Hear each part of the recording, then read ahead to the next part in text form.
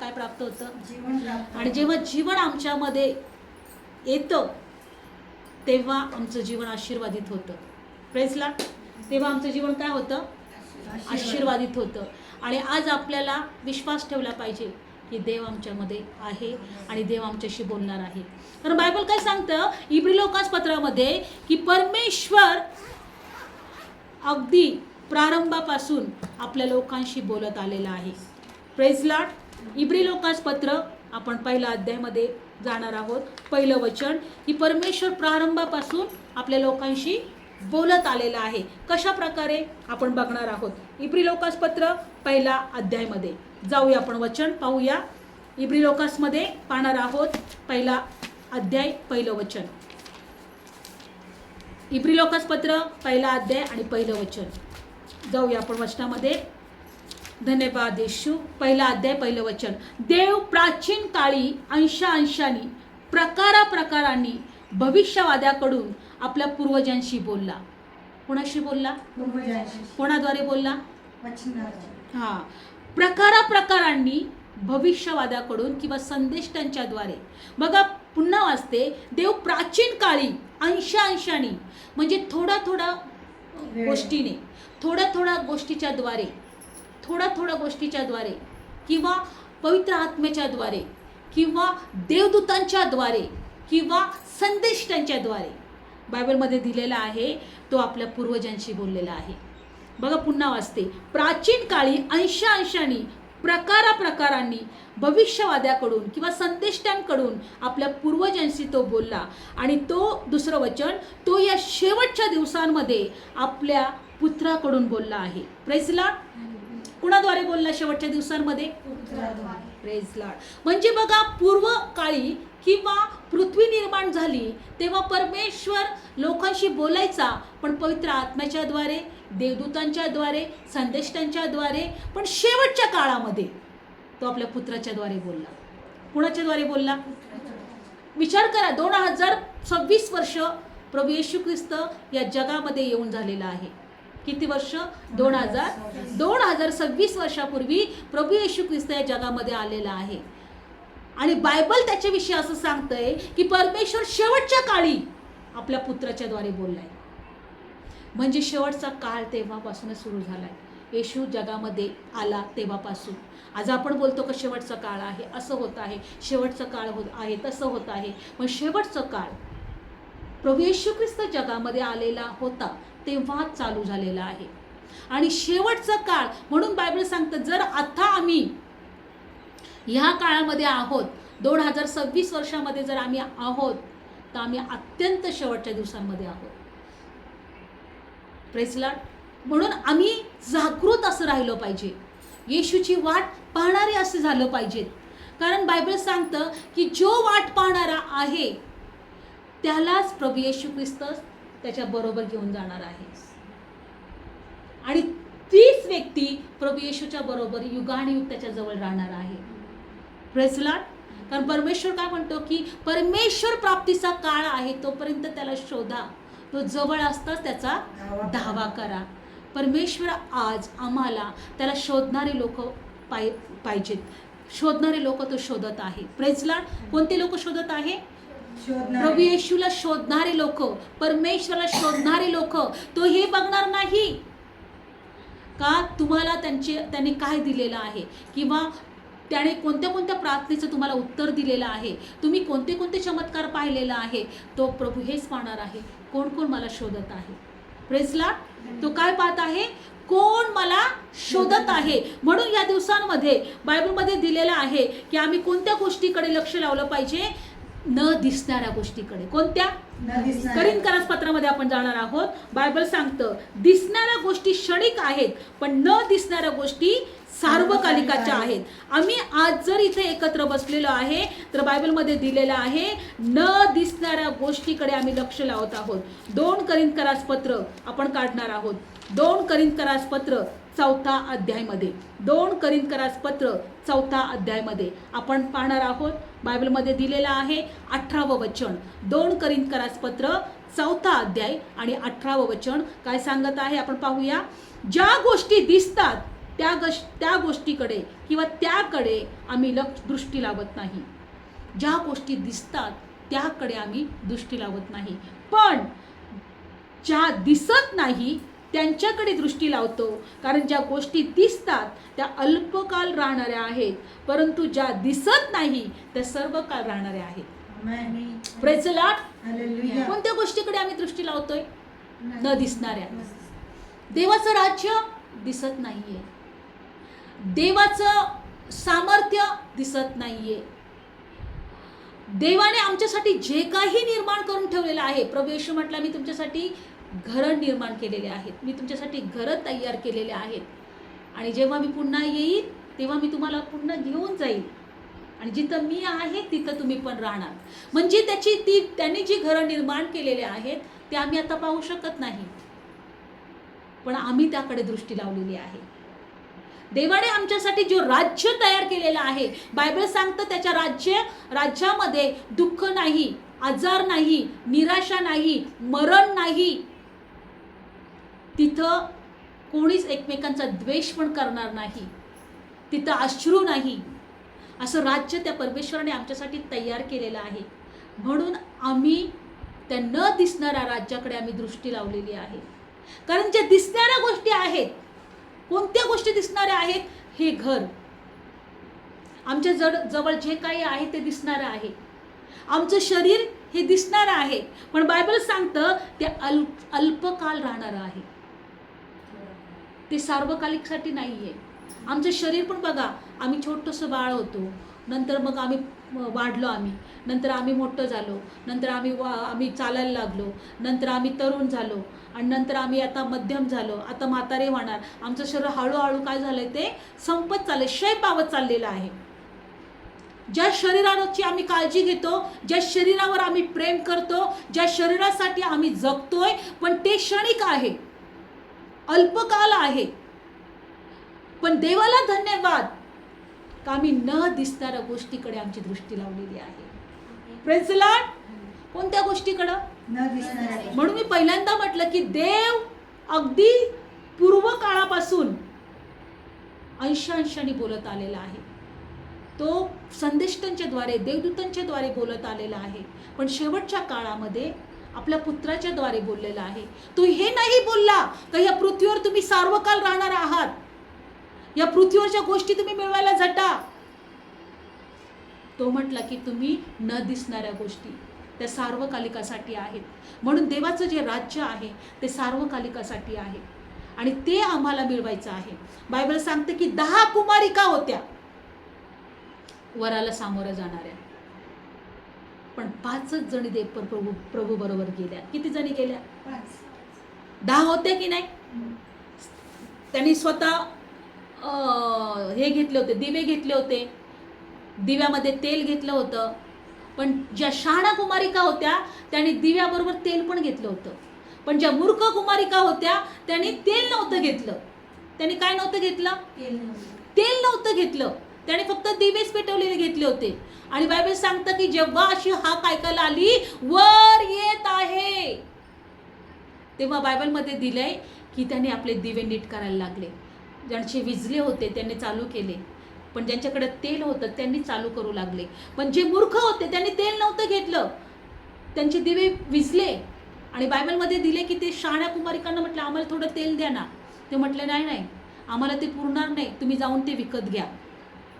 आणि बायबलमध्ये दिलेलं आहे का ते विकत घ्यायला गेले, वर आला आणि त्या शहाणा कुमारिकांना घेऊन गेला, त्यांच्या दिव्यामध्ये तेल पण होता आणि त्यांनी तेल एक्स्ट्राचे पण घेतलं होतं, त्यांना तो घेऊन गेला.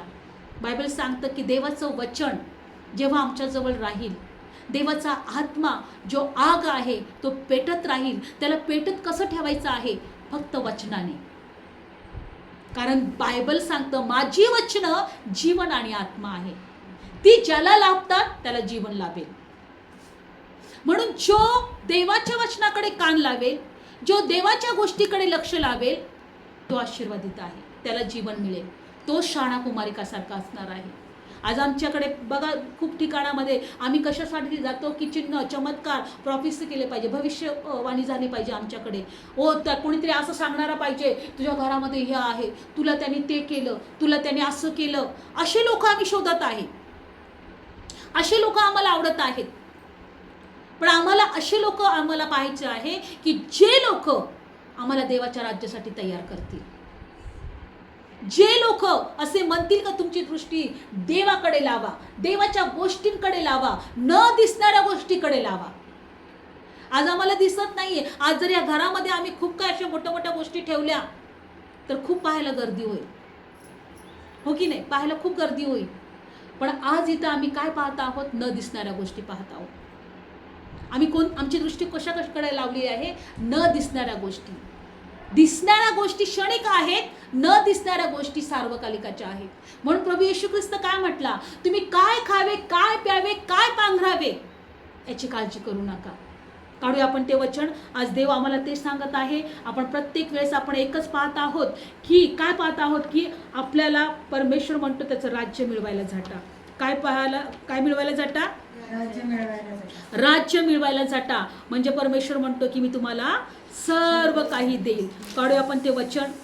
धन्यवाद येशू.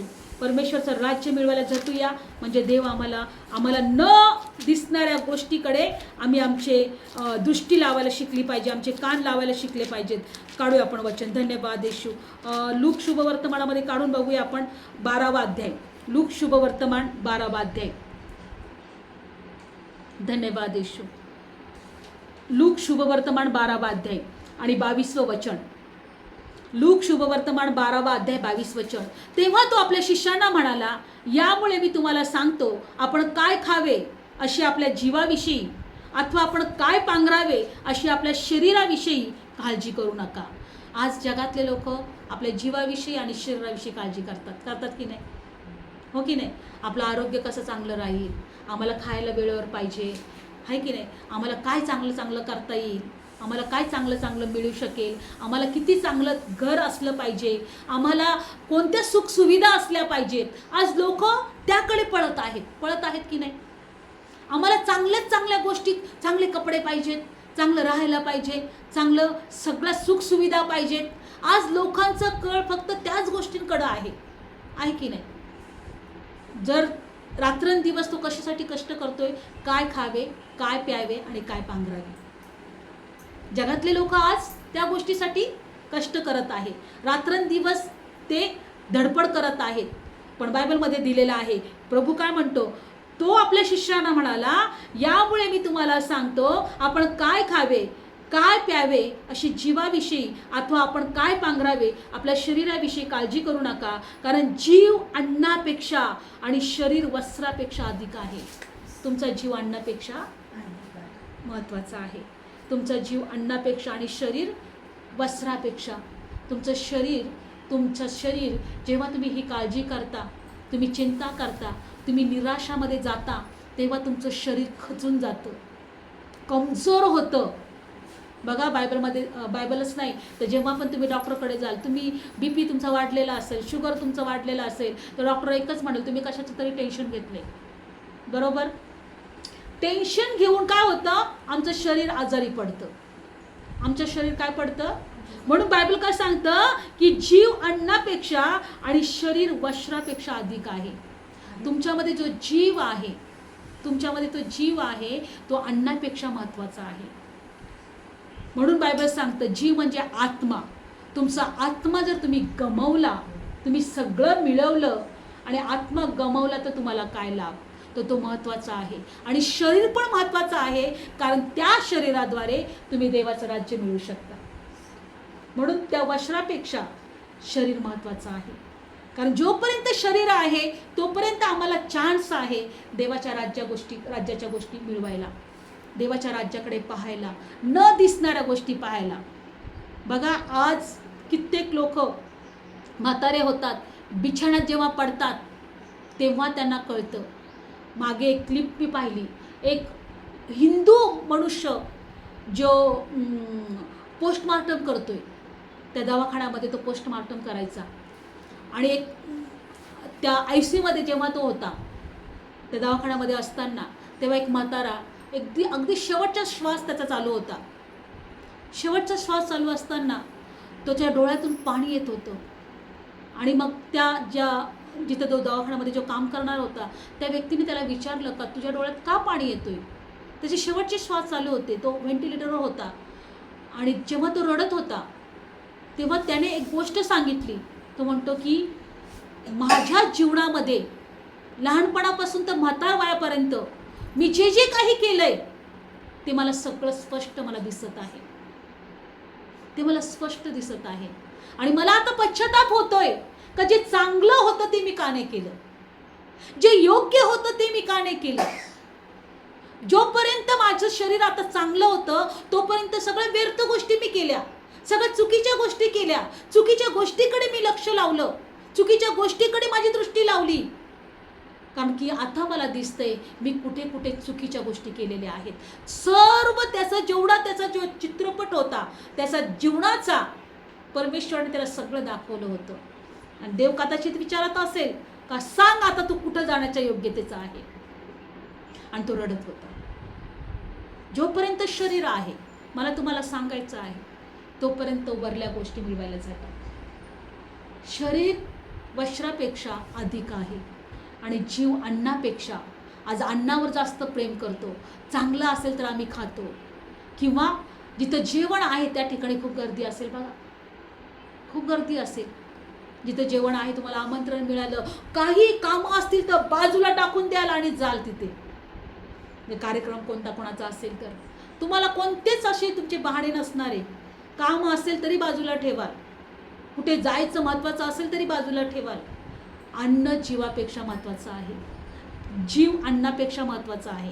Praise Lord. देव आम्हाला काय शिकवत आहे, जीव अन्नापेक्षा महत्त्वाचा आहे. आज जीवाकडे कोणीच लक्ष देत नाही. आज शरीराकडे, आज ते शरीर ज्याच्याद्वारे देवाने दिलेलं आहे, जे मिळवायचं आहे त्याच्याद्वारे, या शरीराद्वारे, त्याकडे कोणीच लक्ष देत नाही. म्हणून बायबल काय सांगत आहे की तुम्ही ज्या दिसणाऱ्या गोष्टी आहेत त्या कशा आहेत, क्षणिक आहेत, अल्पकाळाच्या आहेत. पण न दिसणाऱ्या गोष्टी सार्वकालिकाच्या आहेत, त्याकडे तुम्ही पाहिलं पाहिजे. आणि म्हणून पुढं देवाने काय, प्रभूने आम्हाला काय हे वचन सांगितलं बघा. पुढचं वचन 24 वचन, कावळ्यांकडे लक्ष द्या. ते पेरणी करत नाही, कापणी करत नाही, बळद नाही किंवा कोठारेही नाही, तरी देव त्यांना खायला घालतो. पाखरांपेक्षा तुम्ही कितीतरी मोलाचे आहात, कितीतरी अधिक मोलाचे आहात. देव आम्हाला अधिक मोलाचे समजतो त्या पाखरांपेक्षा, पण आम्ही देवाला अधिक मोलाचे समजत नाही. देवाला म्हणत नाही की देवा हे सगळ्या जगापेक्षा तुम्हाला अधिक मोलाचं आहे. Praise Lord. देव स्वतः सांगत आहे की बघा त्या पाखरांकडे, ते पेरणी करत नाही, ते कापणी करत नाही, ते बळद साठवत नाही, ते कोठारे साठवत नाही, मी त्यांची काळजी घेतो. तर प्रभू म्हणतो मी त्यांना खायला देतो. तर त्यांच्यापेक्षा तुम्ही कितीतरी अधिक मोलाचे आहात. आज जगामध्ये तुम्हाला माहिती आहे का लोक आजारी आहेत. जर तुम्ही दवाखान्यामध्ये गेले ना, लहान लेकरापासून, लहानापासून तर म्हातारे लोकांपर्यंत कॅन्सर आहे, कुणाला TB आहे, कोणी ICU मध्ये आहे. जेव्हा आमचं शरीर धडधाकट असतं तेव्हा आम्हाला देवाच्या गोष्टीकडे लक्ष द्यायला वेळ नसतो. आमच्याच गोष्टीमध्ये आनंद करायला वेळ असतो, किंवा आनंद करायला आम्हाला आवडतं. पण देवाला धन्यवाद, मी माझं काम करते, कारण देवाने मला जे सांगितलंय मला स्वतःला पण तयार ठेवायचं आहे आणि इतरांना पण तयार ठेवायचं आहे. देव मला हे विचारणार नाहीये किती लोक होते. देव म्हणणार आहे माझं वचन लोकांना सांगितलं का, जे तुला कळालं तू लोकांना बोलली का. कारण देव अंशांशाने पूर्वजांपासून लोकांशी बोलत आलेला आहे. शेवटच्या काळामध्ये त्याच्या पुत्राच्याद्वारे बोललेला आहे आणि आज त्याच्या वचनाद्वारे तो आमच्याशी बोलत आहे. Praise Lord. आजही तो तेच म्हणतो की का काळजी करता तुम्ही. मी जर पाखरांची काळजी घेऊ शकतो, मी त्यांना खायला देऊ शकतो, मी त्यांच्या इच्छा पूर्ण करू शकतो, मी त्यांना सांभाळू शकतो, तर मी तुम्हाला सांभाळू शकणार नाही का. पण आज जग फक्त जगातल्याच गोष्टींची काळजी करत आहे. Praise Lord. आज लक्षपूर्वक ऐकूया बघा पुढचं वचन काय सांगत आहे. 25 वचन, आणि काळजी करून आपले आयुष्य एक हातभर वाढवायला तुमच्यामध्ये कोण समर्थ आहे. रानफुलांकडे लक्ष द्या, ते कशी वाढतात, ती कातीत नाही, विनती नाही. तरी मी तुम्हाला सांगतो, शलोमोन देखील आपल्या सर्व वैभवात त्यातला एकसारखा सजला नव्हता. बायबलमध्ये या ठिकाणी प्रभू काय म्हणत आहे की बघा, जेव्हा तुम्ही काळजी करता तुमचं आयुष्याचे दिवस कमी होतात. देवाने तुम्हाला 70, 80, 90, 100 वर्ष जर तुम्हाला जगायला या जगामध्ये ठेवलेलं आहे, पण काळजी करून तुम्ही काय करता, कमी करता. तुमच्या आयुष्याचे दिवस काय करता, कमी करता. वाढवता म्हणजे तुमचे संपतात, तुमचे दिवस, आयुष्याचे दिवस काय होतात, संपतात. आणि म्हणून प्रभू काय म्हणतो बघा, आणि लहान गोष्ट, पुढे बघा, बाकीच्या गोष्टी, तर लहान गोष्टी देखील जर तुमच्याने करवत नाही तर बाकीच्या गोष्टींविषयी का काळजी करता. रान फुलांकडे पहा, ते कातीत नाही. प्रभूने आम्हाला फुलांकडे पाहायला सांगितले. किती सुंदर सुंदर फुलं असतात, पण बायबलमध्ये दिले त्या फुलांची सुद्धा देव काळजी घेतो.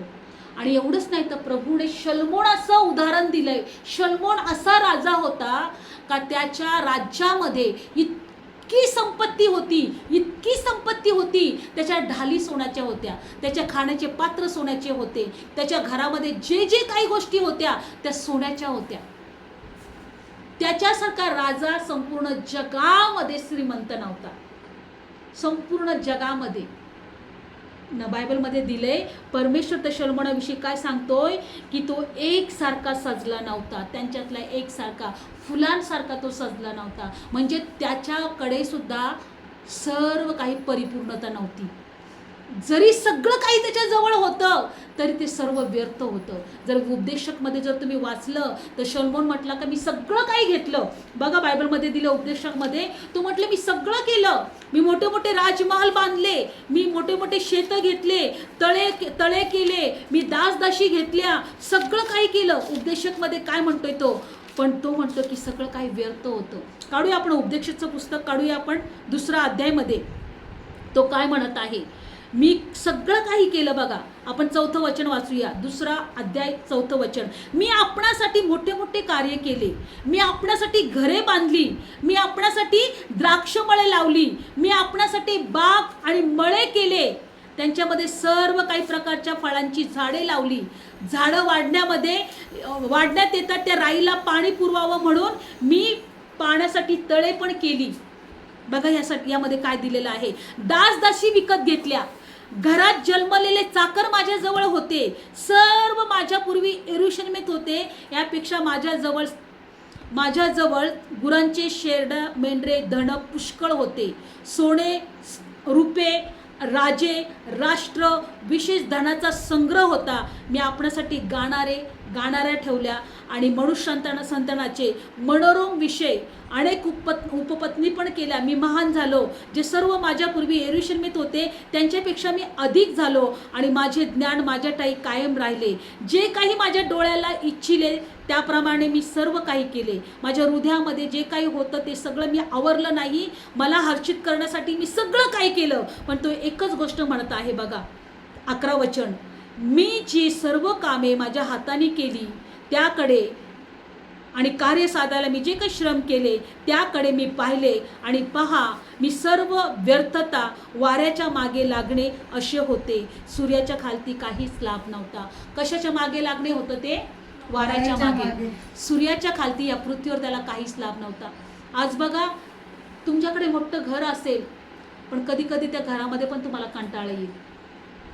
तुम्ही एक चांगला नवीन ड्रेस घेतला, चांगली नवीन साडी घेतली, काही दिवसांनी तुम्हाला त्याचा पण कंटाळा येईल.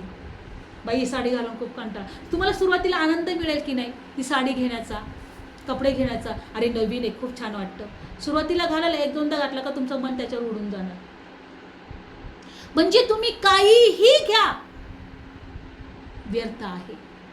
तो शलोमोन राजा म्हटला सर्व काही मी खूप काही केलं, मोठे मोठे राजवाडे बांधले, शेत विकत घेतलं, तळी खणले, मोठे मोठे बाग निर्माण केले, दासदासी विकत घेतले, सोने रुपये घेतले. माझ्यासारखा कोणीच तिथं श्रीमंत नव्हता.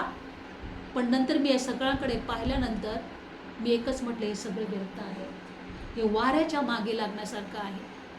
बायबल सांगतं सर्व गोष्टी मिळवल्या त्याच्यामध्ये जीवन नाही आहे. त्याच्यामध्ये काय नाहीये, जीवन नाहीये. म्हणून आपण परत लूक शुभवर्तमानामध्ये 12व्या अध्यायामध्ये परत येणार. देव काय म्हणत आहे की शलोमोन देखील एकसारखा सजला नाही. 28 वचन, अहो अल्पविश्वासी, जे गवत रानात आहे उद्या भट्टीत जातं, त्याला जर देव असा पोशाख घालतो तर किती विशेष करून तुम्हाला तो पोशाख घालणार नाही. तो गवताला पोशाख घालू शकतो, तो फुलाला पोशाख घालू शकतो, तर तुम्हाला घालणार नाही का? आज आम्हाला स्वर्गीय पोशाख घालत आहे देव. कोणतं पोशाख माहिती आहे? स्वर्गीय पोशाख. आणि त्याद्वारेच आम्ही स्वर्गात जाऊ शकतो. म्हणून प्रभू म्हणतो की मी तुम्हाला असे पोशाख घालणार नाही का? पुढे बघा 29 वचन, तर काय खावे काय प्यावे यासाठी तुम्ही झटू नका, संशय मनाचे राहू नका. कशा मनाचे? संशय. काय खावे काय प्यावे यासाठी तुम्ही झटू नका आणि संशयही मनाचे राहू नका, कारण जगातली राष्ट्र सर्व गोष्टी मिळायला झटतात. काय खावे आणि काय प्यावे, जगातली राष्ट्र तेच करतात की नाही? काय मिळवायचं काय नाही मिळवायचं, रात्रंदिवस कष्ट करतात. पण देव काय म्हणतो, ते तुम्ही मिळवायला झटू नका. तर तुम्हाला त्याची गरज आहे हा तुमचा बाप जाणतोय, तर तुम्ही त्याचे राज्य मिळवायला झटा, म्हणजे त्यावरून तुम्हाला सर्व गोष्टी मिळतील. काय मिळवायला झटा? राज्य. काय मिळवायला झटा? देवाचं राज्य. आणि ते राज्य म्हणजे न दिसणारं आहे. Praise Lord. काय आहे ते? न दिसणारं राज्य. Praise Lord. आज माझा विश्वास आहे, जेव्हा आम्ही न दिसणारं राज्य मिळवायला झटू, त्यावेळेस देव तुम्हाला सगळं काही देईल, सगळं काही देईल. कारण तो काय म्हणत आहे, या सगळ्या गोष्टींची तुम्हाला गरज आहे हे मला माहित आहे, तर तुम्ही त्याचं राज्य मिळवायला झटा, मग तुम्हाला या गोष्टी पण मिळतील. आम्ही पण देवाचं राज्य मिळवायला झटलो, मग आम्हाला सगळं मिळालं. पण आपण काय बोलतो, आम्हाला अगोदर सगळं काही दे, नंतर आम्ही तुझी भक्ती करू, नंतर आम्ही तुझ्यावर विश्वास ठेवू, नंतर आम्ही तुझ्या जवळ येऊ. Praise Lord. आज एकच गोष्ट आम्हाला शिकायचं आहे, देवाचं राज्य मिळवायला झटायचं आहे. काय करायला झटायचं आहे? देवाचं राज्य न दिसणारी गोष्ट आहे. बायबल सांगतं की दिसणाऱ्या गोष्टी क्षणिक आहेत, न दिसणाऱ्या गोष्टी सर्वकालीन, आणि त्याच मिळवायला झटायचं. आज नाही दिसत तुमच्या डोळ्याला काही, पण एक राज्य आहे देवाचं, एक राज्य आहे देवाचं, ते दिसत नाही पण ते मिळवायला झटायचं आहे. कसं? देवाच्या जवळ येऊन, देवाला शोधून, देवाची भक्ती करून, देवाचं वचन ग्रहण करून, देवाच्या इच्छा काय आहेत त्या जाणून आणि प्रार्थना करून. Praise Lord. डोळे बंद करूया. धन्यवाद येशू. आम्ही विश्वास ठेवलाय प्रभू, दिसणाऱ्या गोष्टी क्षणिक आहेत, पण न दिसणाऱ्या गोष्टी सार्वकालिकाच्या आहेत. आणि न दिसणाऱ्या गोष्टीसाठी जे राज्य न दिसत आहे त्यासाठी तू आम्हाला निवडले. धन्यवाद येशू. तू खोज खुदावन करार, बरकते खुद ब खुद आएगी. तू खोज खुदावन करार, बरकते खुद ब खुद आएगी. यीशु सर का तेरे है वो ताज, यीशु सर का तेरे है वो ताज, बरकते खुद ब खुद आएगी. तू खोज खुदावन करार, बरकते खुद ब खुद आएगी. यीशु जहाँ भी हाजिर, ना है कमी वहाँ पर. यीशु जहाँ भी हाजिर, ना है कमी वहाँ पर. वो रोशनी बन तेरे राहों को करे उजागर. वो रोशनी बन तेरे राहों को करे उजागर. है जरूरत मेरी उसने सूरत मेरी, है जरूरत मेरी उसने सूरत मेरी. अपने हथेली पे उकरी, इसलिए ही करूँ उस पे नाज, इसलिए ही करूँ उस पे नाज. बरकते खुद ब खुद आएगी. तू खोज खुदावन करार, बरकते खुद ब खुद आएगी. यीशु सर का तेरे है वो ताज, यीशु सर का तेरे है वो ताज, बरकते